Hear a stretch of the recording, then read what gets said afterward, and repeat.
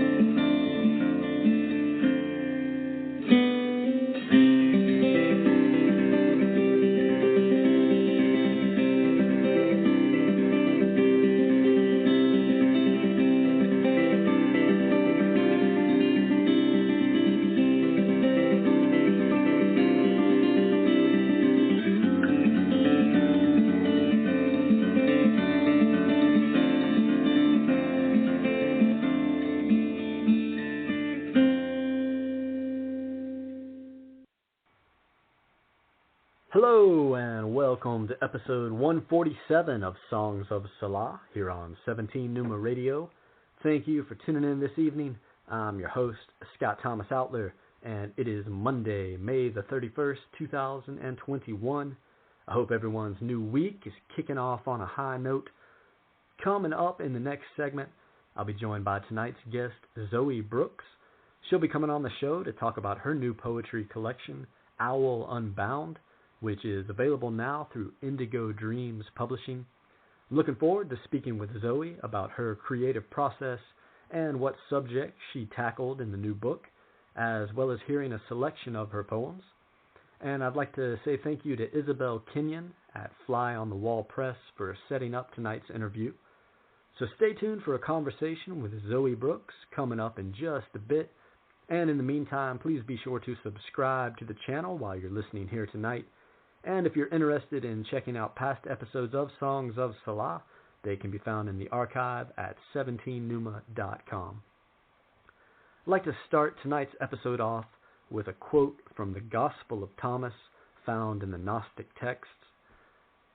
"If you bring forth what is within you, what you bring forth will save you. If you do not bring forth what is within you, what you do not bring forth will destroy you." Finding and then following one's true purpose in life connects you with the path of self-actualization and full potential. This can lead to inner peace, better self-esteem, enthusiasm, higher levels of energy, more competence in your particular craft, and increased overall well-being.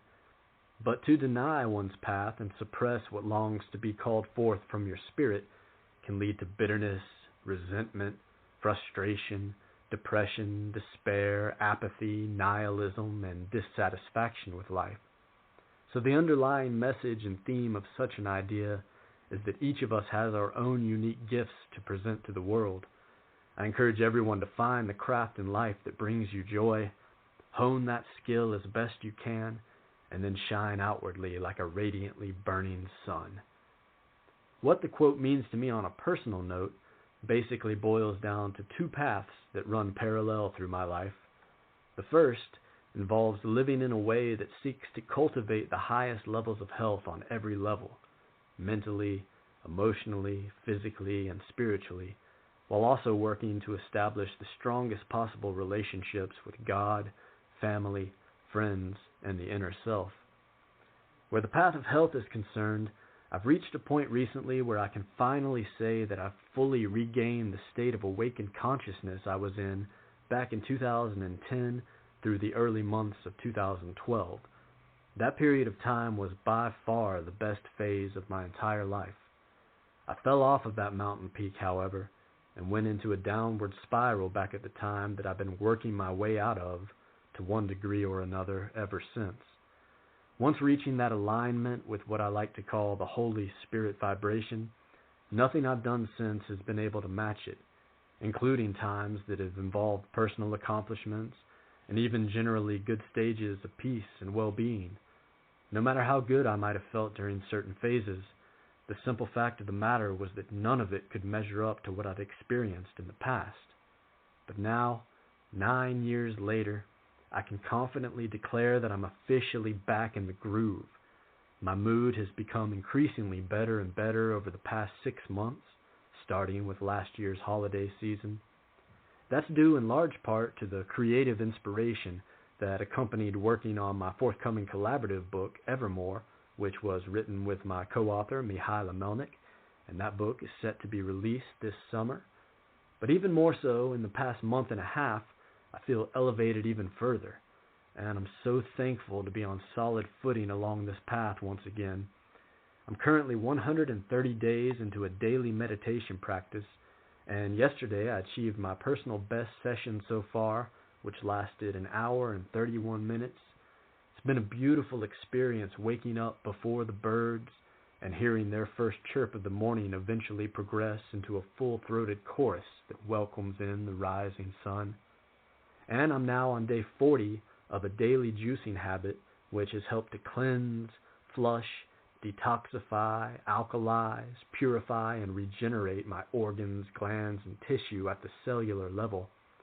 Apples, carrots, celery, cucumbers, lemon, ginger, cilantro, and parsley have been the main ingredients in that regard. I feel fantastic, and the best part is I'm just getting warmed up. So now the fun and real work can truly begin in earnest. My motto throughout life remains, one step at a time, with quantum leaps manifested on certain occasions along the way. The second aspect of my relationship with the aforementioned quote involves putting in the right effort, diligence, and mindfulness toward developing the craft of writing so that I can share my work with those whose message it resonates with in hopes of helping to bring more awareness to the ideas of natural health and the fundamental concepts of freedom, liberty, individual sovereignty, and personal responsibility. When my father passed away in 2014, it was a devastating time for me and my family. And as we all know, after a loved one passes, that grief never fully goes away. In one sense, I entered a state of emotional detachment as the sudden reality of losing my dad and best friend in the world took hold. But the deepest part of my being, some inner reserve that we all have within us during the most troubled times, emerged to the surface with the intention to honor my father's memory by putting my best effort toward what I'd been holding off for so long. So, realizing there was nothing left to lose, I began sending out submissions of my writing to various journals. At that time, my focus was mainly on political and cultural essays, and I had some initial success early on with a few journals, one of which was a Canadian newsletter called Dissident Voice. These types of submissions continued regularly for a couple of months when I happened to notice that Dissident Voice also featured a weekly Sunday poetry page. So I sent a submission along, and in June of 2014 I had my first poetry publication. Since that initial connection was made, I've remained a weekly contributor at DV ever since. And now, as the month of May ticks away its final moments here in 2021, I'm entering the week where the 7-year anniversary of that first publication will be realized. I'll remain ever thankful to Angie Tibbs at DV for giving me that opportunity and for continuing to support my work every week for all these years. We continue a great correspondence that I always look forward to each weekend. During the past 7 years, I've had over 2,000 poems published overall in close to 400 different literary venues around the world. It's been an amazing ride so far, and I'm excited about where the next 7 years will take me. This May saw 23 of my poems being published, and I'd like to say thank you to the 9 editors who included my work at their venues during the month. I also had a chance to deliver a speech to the Atlanta Writers Club a couple of weeks ago, and that was a highlight experience of May. More information about my recent work, along with links to all the poems, can be found at my website, 17numa.com. My health and my mission in life are both entering new phases at this point, and I've never been more stoked to pop open my eyes with each new dawn as it arrives. All right, I think that'll just about wrap things up here at the top of the show. With the Dissident Voice anniversary coming up shortly, I thought I'd close out this segment by playing a track that was produced by Greek pianist Elise Kaiser. It features her music set to a poem of mine that was originally published at Dissident Voice. So let's check out It's a Matter of Record/Opinion before heading into a music break. Then we'll return on the other side with tonight's guest, Zoe Brooks. Stay tuned.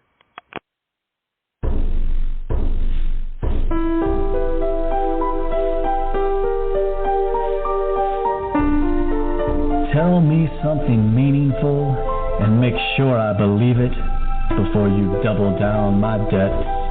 Then dance in your pride and vanity. Then dance in your ignorance and vanity. Then dance in your shaken identity. Then dance, then dance, then dance in vanity. Pat yourself on the back, pat me on the back, pat myself on the back, pat you on the back, pat us on the back, pat we on the back, pat them on the back. I take it all back. I take it all.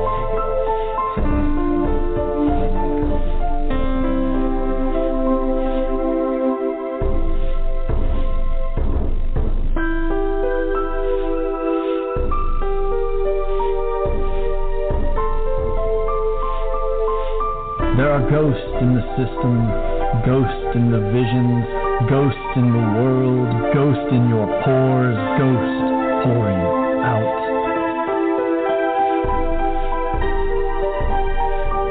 Smoke in your eye, smoke in your hair, smoke on your tongue, fire in your lungs, fire in your heart, fire, fire, fire, fire, fire, always burn. Thin ice, thin ice. Thin ice. All your sins have been collected from a life you didn't live. So pray to the gods of big data and confess that your days have been numbered. Drift through the endless stream, scrolling through the timeline of life, searching for the source to find connection. Tell me something meaningful in every single moment. And make sure I buy, but never sell out and down and out. Never doubt, never doubt, never doubt that there is destiny and there is dust in it.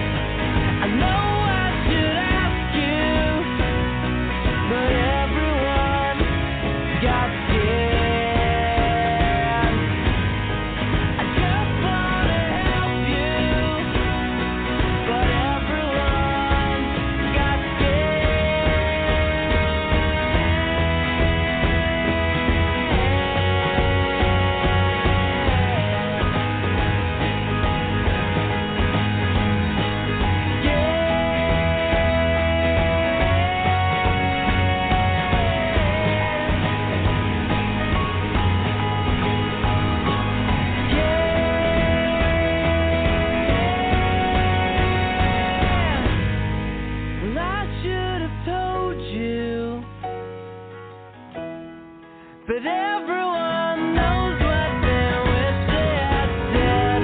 When the backlights are broken, and all that you built has come tumbling down, and don't try to hold it. You know you can always start over again.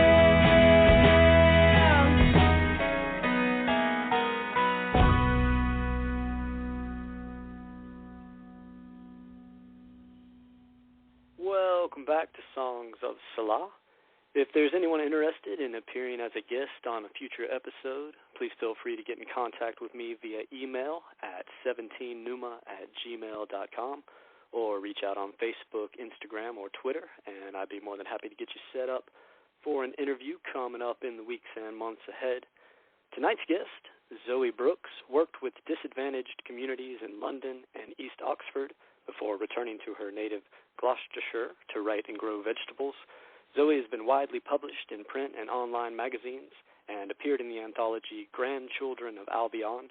Her long poem Fool's Paradise won the Electronic Publishing Industry Coalition Award for Best Poetry ebook in 2013.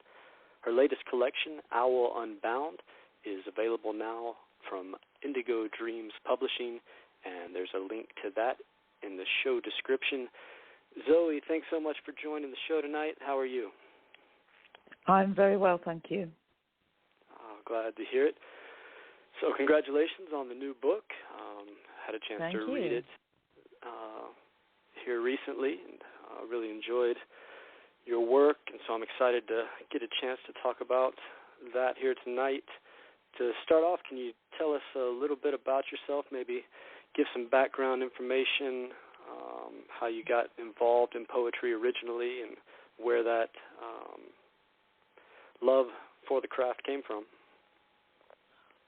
Well, according to my family, to my mum and dad, I started writing poetry when I was around about 4. So I was writing poetry before I could actually write it down. So it sort of came almost naturally to me that was my form of expression. I suppose it's not unusual. I mean, it can't be that strange. I grew up on nursery rhymes, and what are nursery rhymes but poems? So, they were very keen to encourage it. So I've always written, is the answer. So there's no point where I haven't been writing. So I didn't discover poetry. Poetry was always there.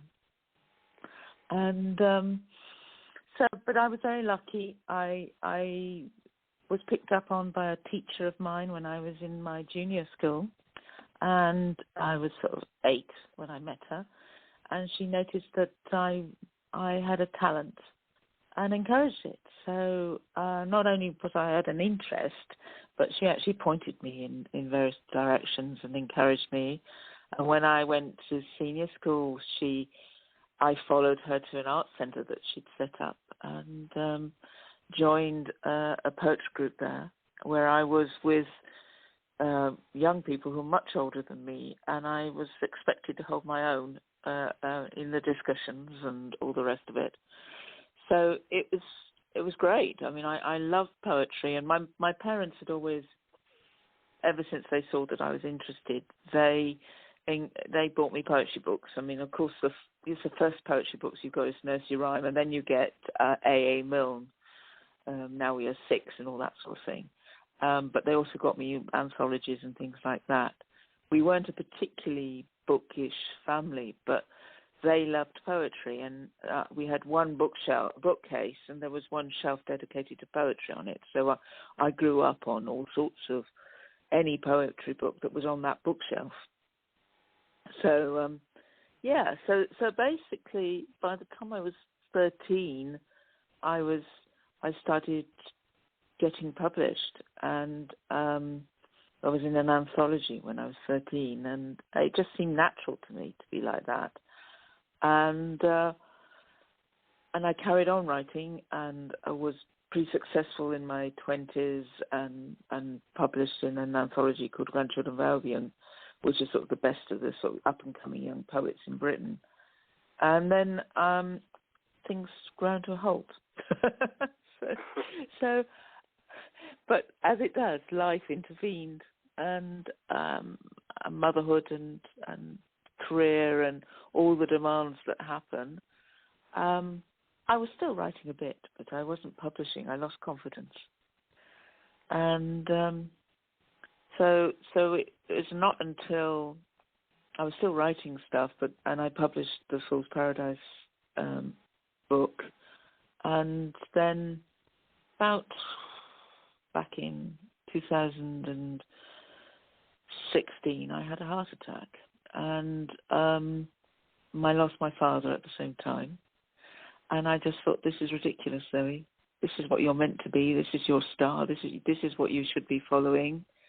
Why are you not doing it? And so restarted and sent some poems out, and to my surprise, by return of post, they got accepted. So that was the beginning of things restarting.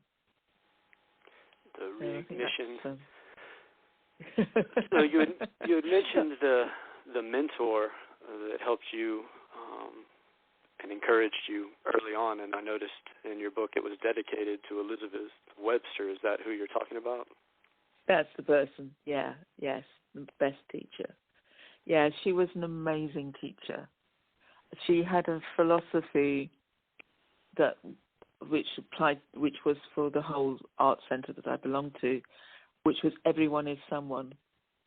And I firmly believe that. I believe everyone has within them that spark, that something that makes them unique and special, and it's just a case of finding that and valuing it. And so many people are told that they aren't someone, and I think it's tragic that that's the case.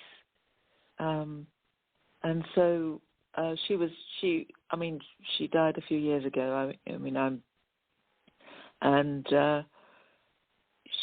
But there were lots of youngsters who went through her hands. I wasn't the only one whose life she turned around.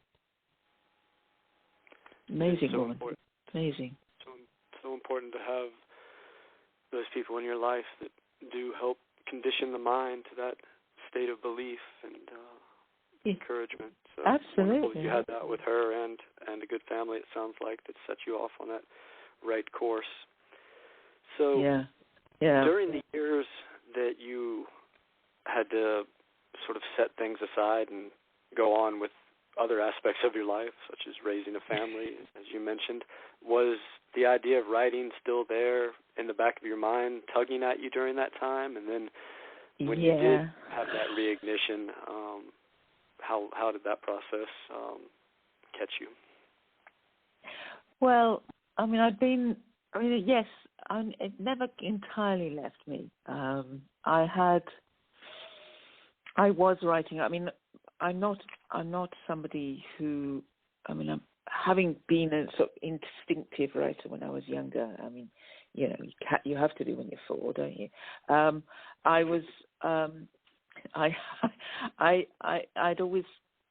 needed the sort of inspiration. A friend of mine, a poet called Angela France, talks about having a toad at the back of your brain. And that's the poetry. It's in there. It's there. It's just sort of, and it sort of lurks at the back of your brain, sort of waiting to sort of emerge. And so there was always that feeling of that there was something there, that there was poetry there. And I did write.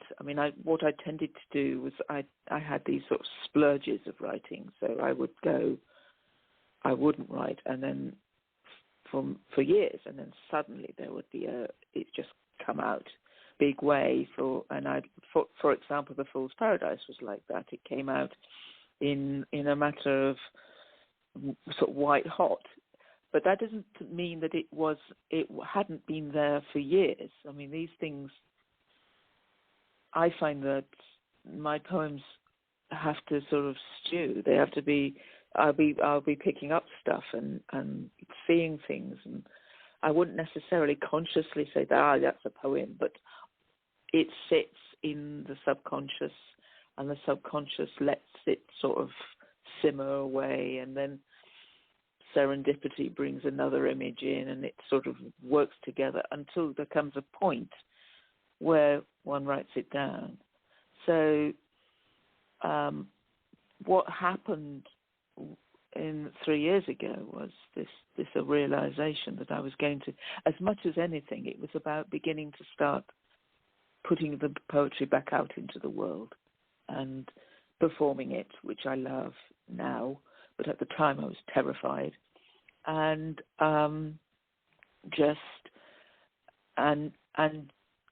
seeing the feedback, and that reinforces the confidence, because it's so dangerous. You get into a situation where you're nervous, so you don't, and therefore you're nervous, and then you are in this sort of vicious cycle of not producing things.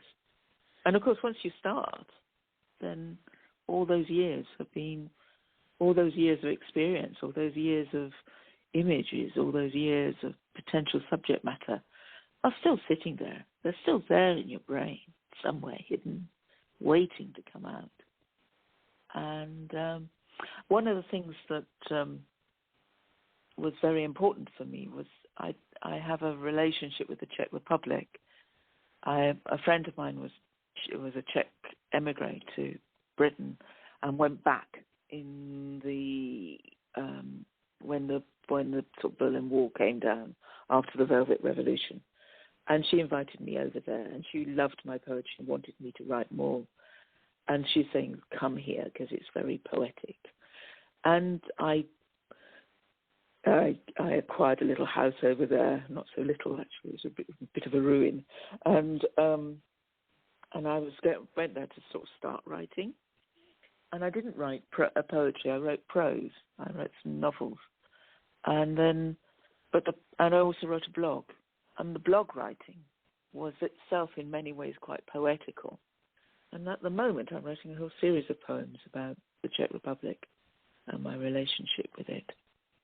So that was all part of. It's just about creating the space, and everybody has a different space that they need to be in to write. I think one fit doesn't fit everybody. It's find your way. I really like that idea of the toad sitting in the back of the mind. It sort of plays into that idea of the frog in the boiling pan. It gets hotter and hotter, and instead of letting itself boil over, it eventually jumps out of the subconscious and has to be revealed with a rivet onto the page. So that's exactly it, isn't it? Yeah. I say that, and exactly that. It's that sort of.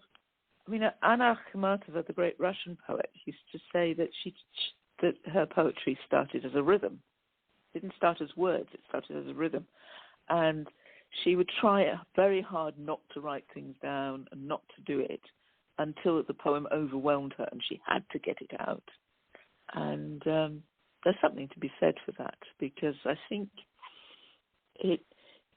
it's very easy to force something out a bit too early, and you can sort of, it isn't fully formed yet. And some people can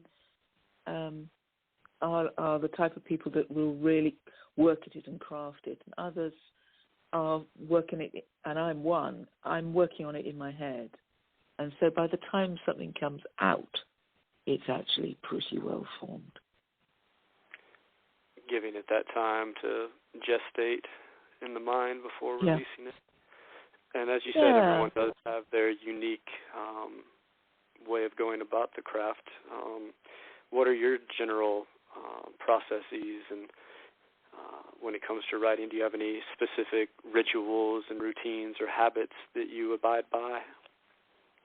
I never write on a computer. I still a pad with lines on and a pen. Amen. It's just not the same. It just doesn't. As soon as you sit down in front of a computer, it's not the same. The other thing that I do, most of my poetry is written either often last thing at night, or in fact at the point just as I'm falling asleep. It has a habit of sort of I'd just be falling asleep, and then the poem would come, and I have to switch the light back on again and write everything down. And then, having done that, having written this first draft down on the page, I turn over and go to sleep. And in the morning, I look at it, and it may not be perfect. In fact, it usually isn't. And I will then read it out loud, because it's so important for me for the poem to. If I stumble when I read it, I can hear it, and it's really important that I hear it, and so I read it out loud and make the corrections that reading out loud has made me see, and then I will then possibly, if I'm happy with it, type it up, and then I have friends. I have my husband who will listen very sweetly to my poetry, and then other friends, poetry friends, whom I sometimes will share my poems with. But as a general rule, their suggestions are not that detailed. I don't cause massive changes. I mean, more often than not, it's because something's unclear to them and I want to make it clear. So that's my routine, I suppose. That idea of reading poems out loud is a concept that comes up over and over on this show with guests, and I adhere to it myself. It's so important. It gets back to that idea of rhythm you were talking about earlier, and being in tune with your own voice and the cadence of how your syllables dance on the page. And when you read it out loud, it really allows to find that proper cadence. Yeah. And if a word exactly. is out of place here or there, it's so much easier to find the balance in your work when you've spoken it out loud. Yeah. I mean, I totally agree with you. I mean, if there's something wrong, you'll stumble over it, and it's sometimes you just think, right, that doesn't work. Something's wrong there, and so then you go back and you do this changing around and moving stuff around and maybe changing a word or looking at why is that rhythm not right, and so that's when the sort of detailed craft comes in. I mean, I wouldn't the way I do things, because I do quite a lot in my head. Both conscious and subconscious, that it comes out. But I mean, it's rare that I don't actually make some changes to it. So there is still that sort of sitting there with a pen, rewriting stuff, and with lots of lines, lots of arrows. That's the other thing, moving things around. On the idea of reading poems out loud, you had also mentioned the idea of now getting out and performing your work more. Can you talk more about that process and what it's like having that interaction with an audience and getting that feedback firsthand? Yeah. I mean, I've always read out loud. One of the things that Elizabeth Webster taught me was how to read out loud. And as a youngster, we would have two readings a year, public readings a year of our poetry. And every Tuesday we would arrive with our little sheaf of papers and mutter that I don't think this is very good. And then everybody would listen and they said, actually, that was not bad, And so performing was something I always did.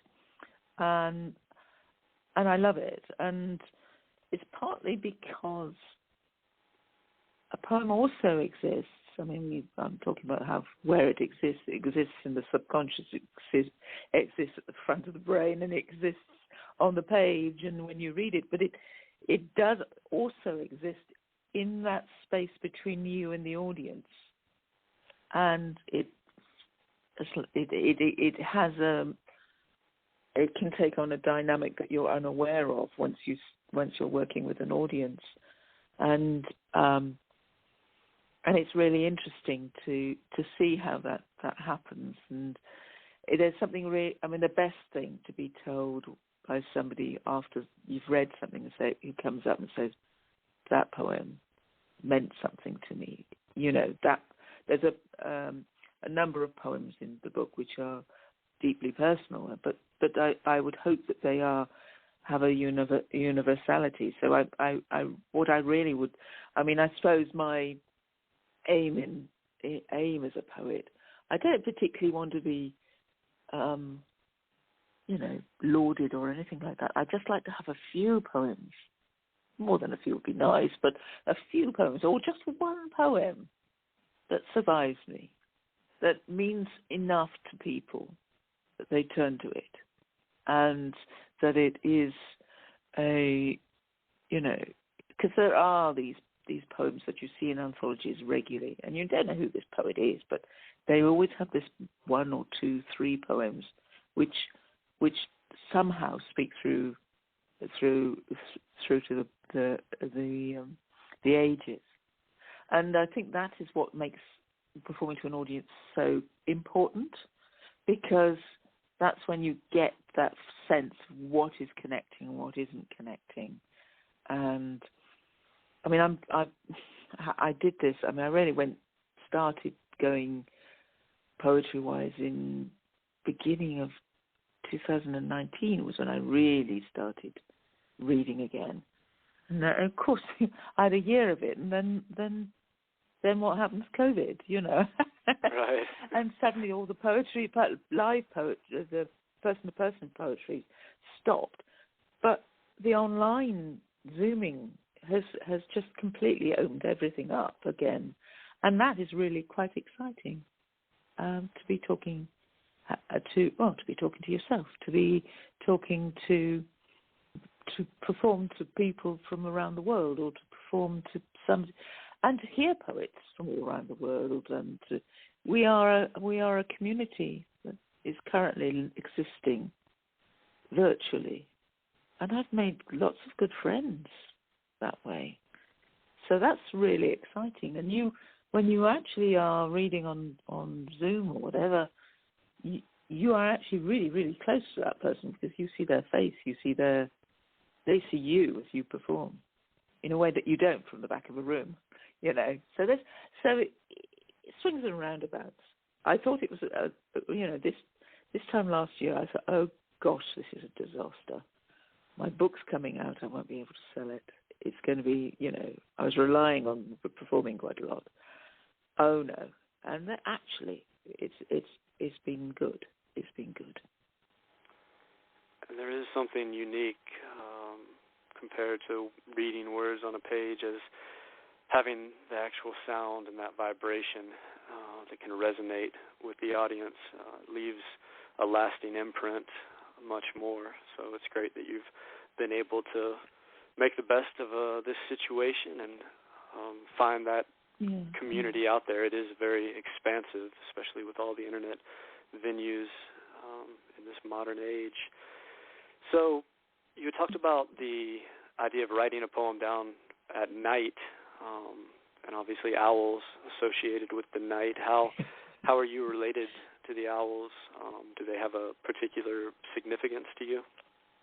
They have. The poem that is the poem of the book. There's a book. The book is called Owl Unbound, and there's a poem called Owl Unbound, and it relates to an experience when I was a little girl. I was only around about 2.5, not yet 3, and we moved in. My parents and I, and it was just the 3 of us at that point. We moved into a house, and Dad took me down the garden and said, "Come and have a look. Let's explore the garden." And although it was a very normal house, at the bottom of the garden was an old stables, because the house had once been a bakery. In fact, there'd been an arch going through it, and the horses used to go up to and that was where the horses were stabled. And we walked down the garden, and the previous owner had been a bit strange. First of all, we found a snake pickled in a jar, and you can imagine what that meant for a 2.5-year-old. Oh yeah. And then we walked up the steps, because there was a loft where they kept the hay above the horses, and in that loft was a perch where the previous owner had kept an owl. And I was just totally blown away by the idea of having owls. And my father showed me the pellets, the owl pellets on the floor, and it was just an amazing experience. It's one of my earliest memories, that memory of the owl in that stable. And ever since then, the owl has always been a bit of a sort of symbol for me of myself, and it's interesting. When my husband, the first present I ever gave my husband, when he was a member of the Young People's Art Centre too, using that, and first present I gave him was a bottle opener from Greece with Athena's owl on the back of it. So it's always been there, the owls. I just love them. Always have. Absolutely. Must have obviously left a lasting imprint to finally come forth this book. And that's something I can definitely identify with as well, the owl being my spirit animal. That's one of the reasons I was excited to get a chance to talk with you tonight. And not only owls in your books, but all sorts of birds and animals and nature and poems about the land there in England. Can you talk about the influence that nature has on your work?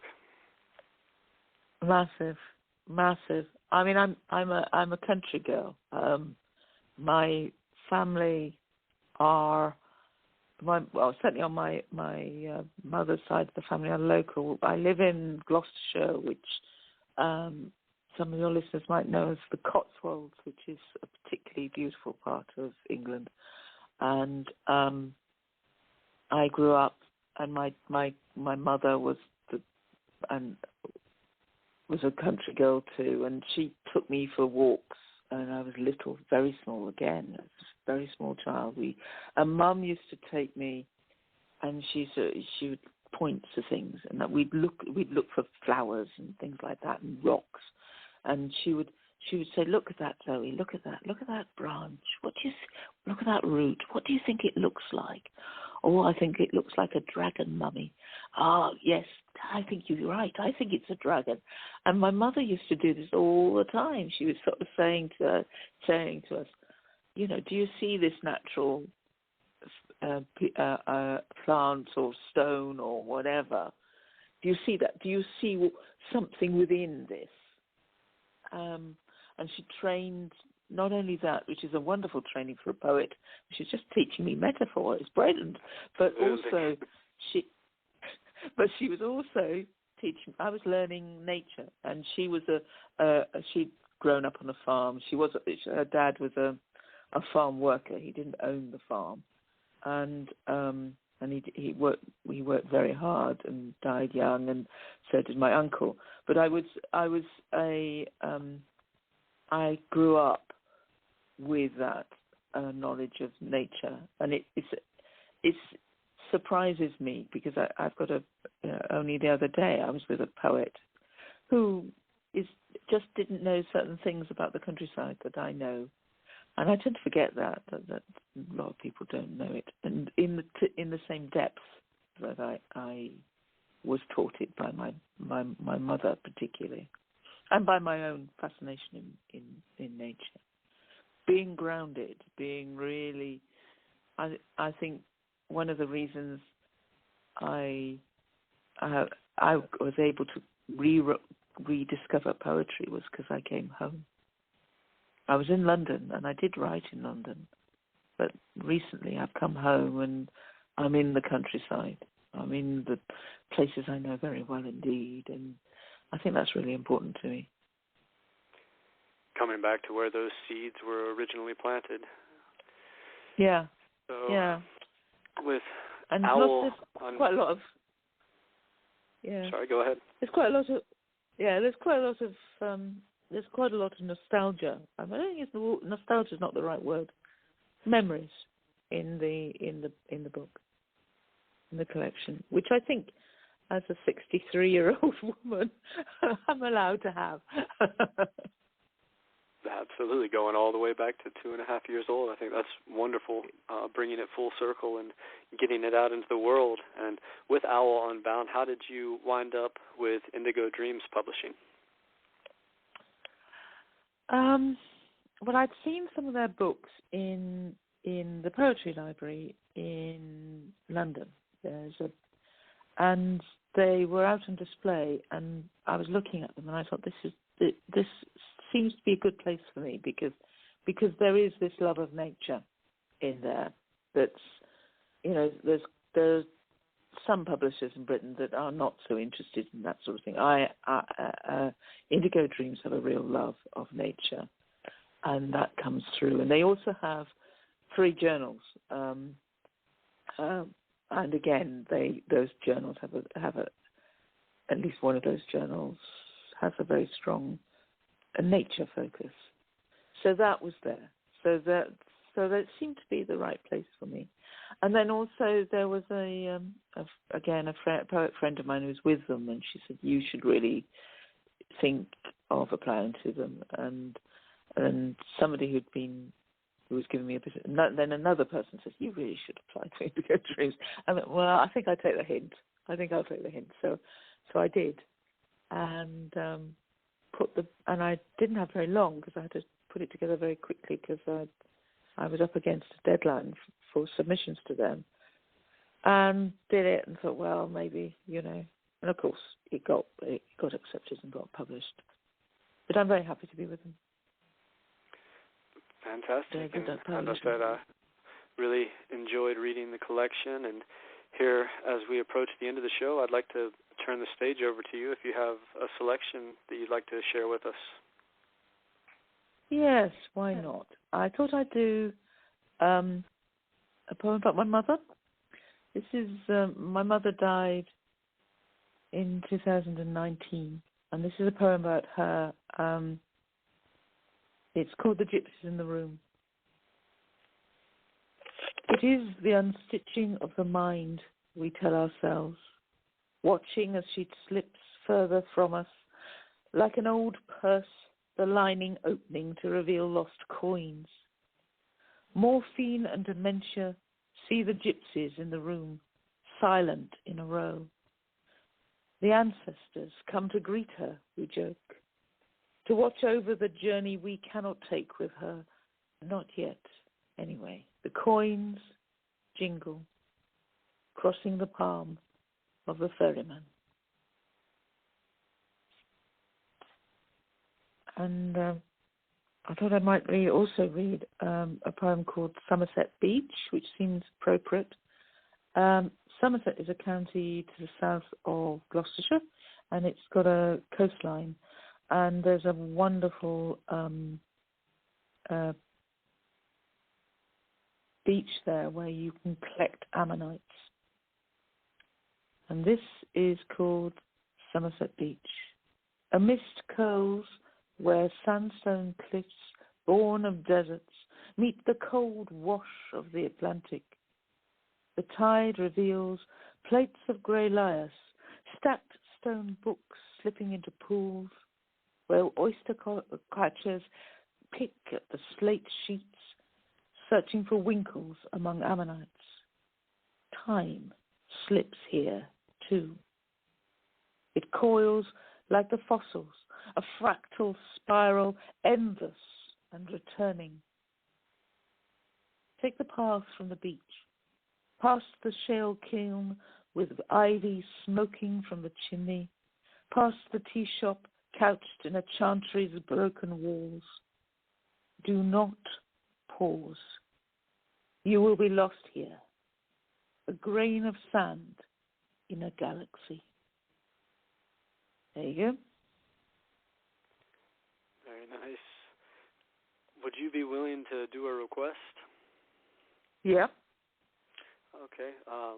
Well, I had a few favorites. Owl Unbound was one. Before Thunder was another. But I think my personal favorite was one of the longer pieces, Punch.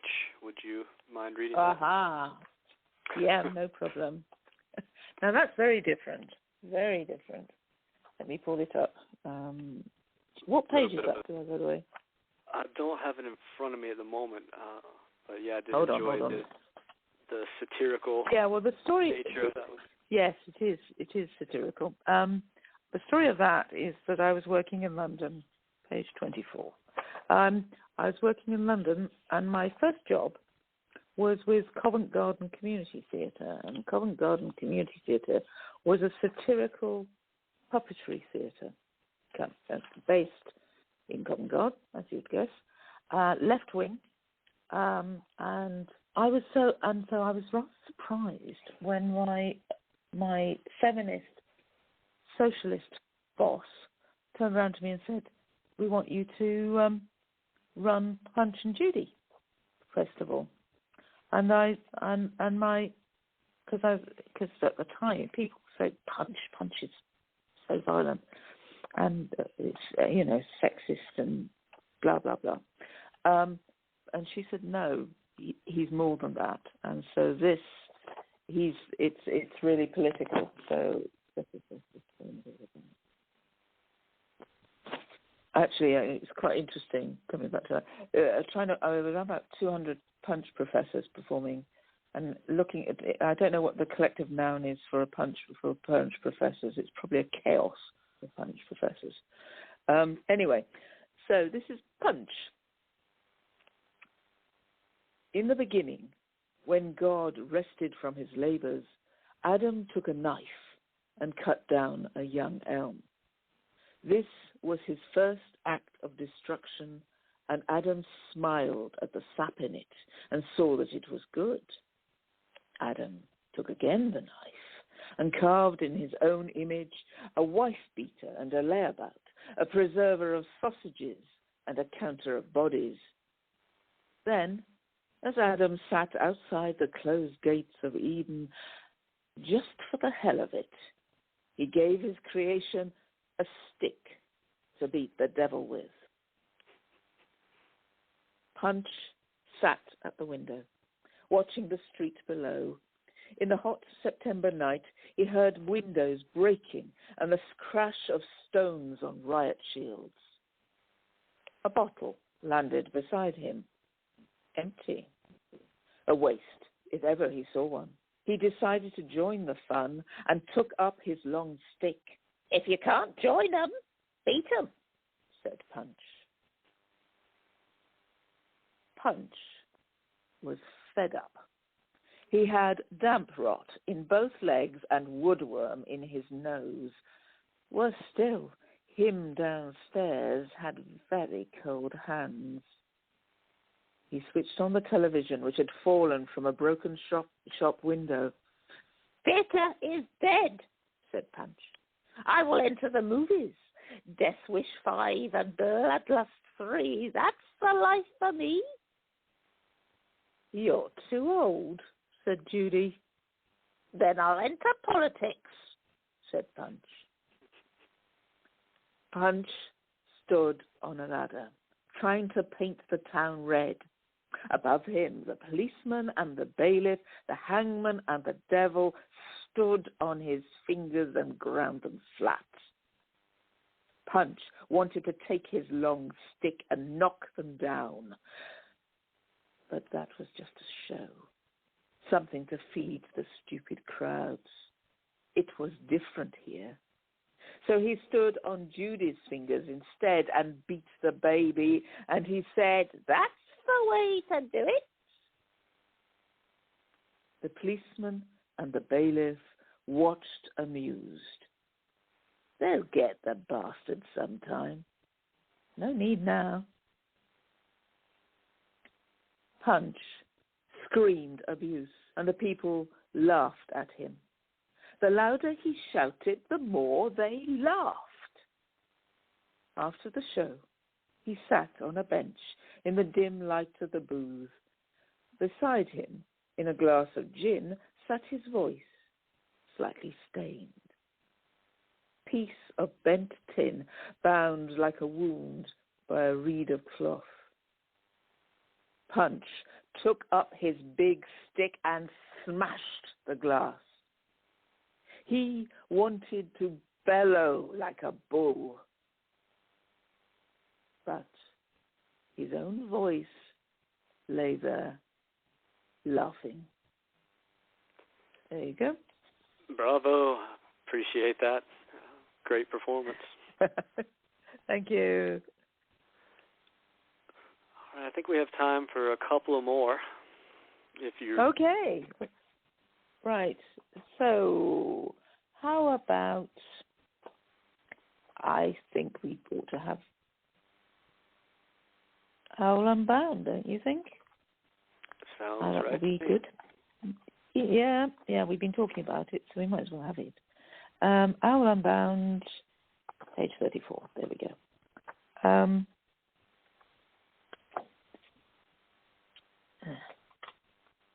Okay. First, we found the snake, a ball of coiled skin and muscle in a pickling jar at the base of the hedge. I followed my father up the outside stair to the stable loft. On one side, the railway signal without a track. On the other, a brick wall, pocked as the moon, that would crumble like cheese in the rain under the thud of my ball and send it flying sideways, escaping me. The tread creaked as my father entered, and I followed into the dim. I looked around, but saw only an empty perching post. The owl had gone with its master. At my father's instruction, I held out my hands as if ready to receive bread and wine, but into my bowl of fingers he dropped a pellet, a galaxy of small bones and feathers cocooned in fur. That night, I woke. The moon, shredded by clouds, hung over the stable roof, and an owl called unbound from the cypress tree. Very nice. After your explanation earlier, I feel like I'm right there in the scene. And how about this one? This is very different. This is about a failing relationship. It's not mine, I hasten to add, but which my husband told me to say. So this is called A Theft. I like magic realism. It's that thing where I think most poems are magic realist, and this is definitely magic realist. That little bit of the surreal is great. I stole the moon, shoved it up my sleeve, and slipped away home. It swims in the bowl like a fat goldfish, quietly circling. The news anchor announces its disappearance. The screen shifts to beaches unwashed, to surfers bereft. But in my room, the water rises and falls, lapping at the glass rim.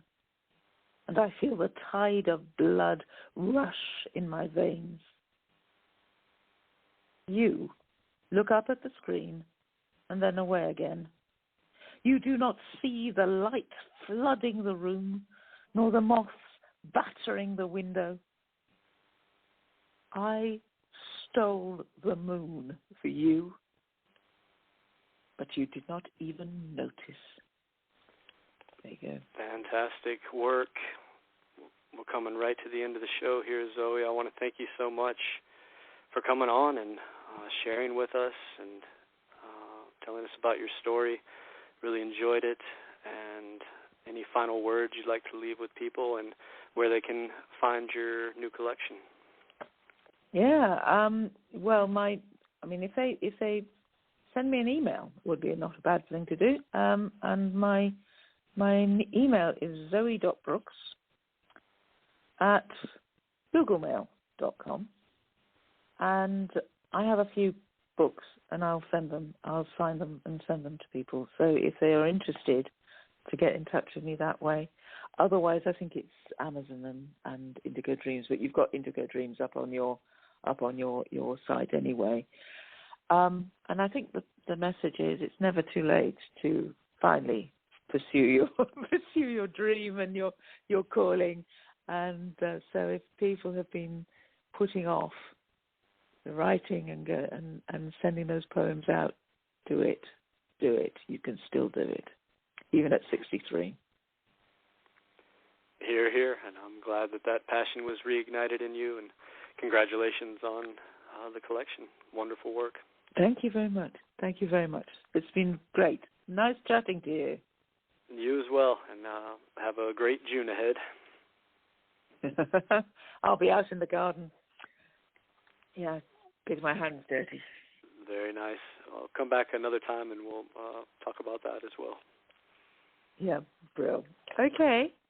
All right. Thank you so much. Take care, Zoe, and thank you everyone for tuning in this evening. If you enjoyed the show, please do share the link with friends and family and help spread the word, and pick up a copy of Owl Unbound.